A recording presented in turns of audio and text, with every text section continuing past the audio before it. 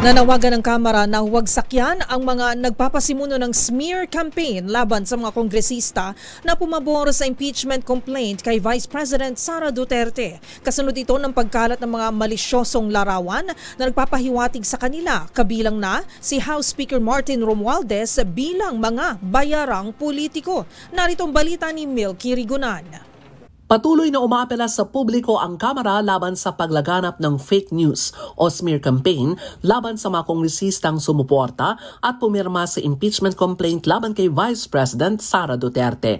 Ang apela ng Kamara ay kasunod ng inilabas ng House of Representatives o HOR fact-check. Ito ay abiso sa publiko sa pinekeng larawan ni House Speaker Martin Romualdez, presidential son, at Ilocos Norte Representative Sandro Marcos, House Majority Leader Manix Dalipe at dalawang iba pa na nasa isang silid.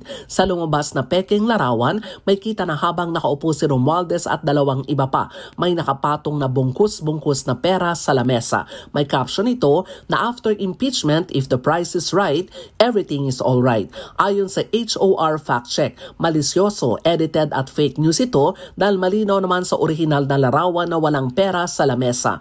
Mensahe ng Kamara, ang pagpapakalat ng disinformation gaya nito ay banta sa demokrasya at sa matinong pamamahala. Nakalagay din sa HOR fact-check, sinisira nito ang tiwala, minamanipula ang public perception at nililihis ang totoong issue ng bayan. Kasabay ito, hinimok ng Kamara ang publiko at ang media na maging mapagbantay at mapanuri sa mga nakita ngayon sa social media na daluyan ngayon ng mga fake news.